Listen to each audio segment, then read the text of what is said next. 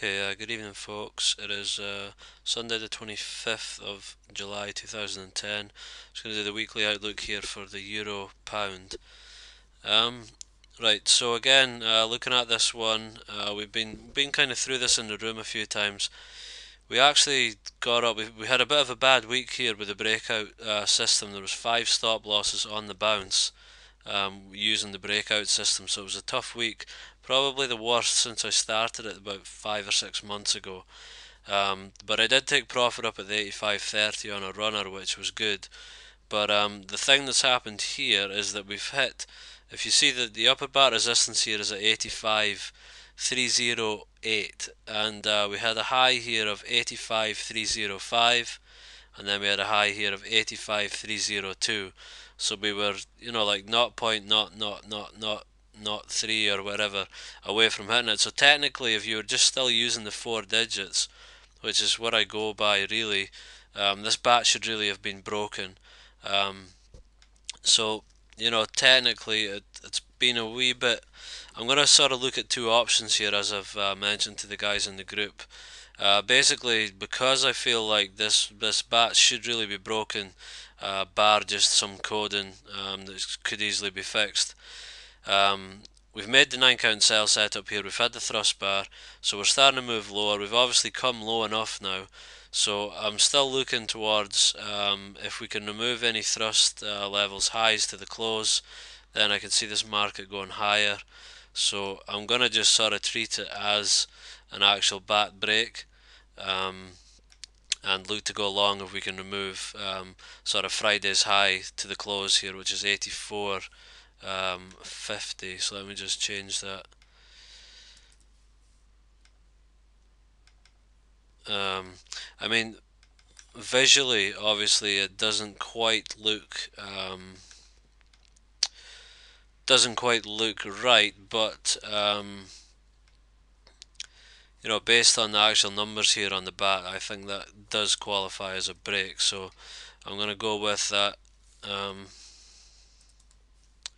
Sorry, should have done this before I started the video. Right, yeah, so basically looking at Friday's high now for a removal, and then look to go long on a bounce from that level. If we look at this on the weekly chart, though, we have another option which could possibly play out after this week. You can see we've had a pretty bearish close to the week there. We've been all the way down 83.16, which is close to the 83.14 high here. So obviously on this weekly chart, I'm still looking for a removal of this level to sort of reinsert the bear into this market. So it's still a possibility, but you can see we've had a bounce from here so far. So we may well just continue on up from here, but this is going to be a critical sort of area, I would say, this 83.14. So if this can be removed to the weekly close, that would bring back the bear into this whole into this market. Looking down towards moving a lot lower, down towards even the 72 level there, marked off on the weekly. And it is the last week of the month, and as you can see, we've come back below this 84.73, but we're still above the 82.42, which was the thrust level removed. It was a bit of an old one, so it possibly may not be that strong.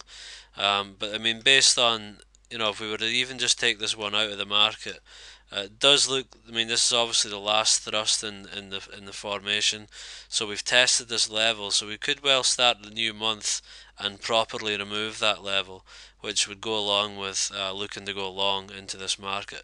I mean, we've made a higher high here, so I would expect us to make a higher low now and kick on from there. So I'm going to keep following this market down, and as soon as we get a sort of a bullish signal here, I'll look to go long, and I'll also look to go short if we remove the 83.14 level to the weekly close.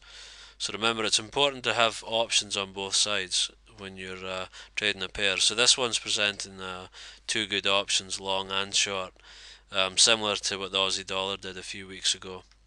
And it turned out to be the long that played out, and the short was fine as well because we did have a bounce from the weekly level.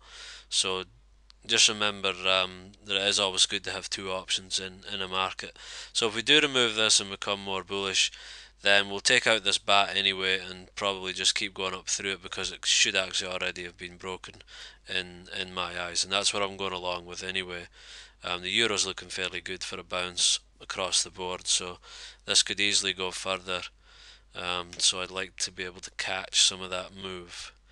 Um, yeah, so basically nothing doing yet, but I'm gonna be following any bearish thrusts down. Might possibly look into that TDST support level as well if we get down that far, but we'll just wait and see on that. Okay, right. Cheers, guys.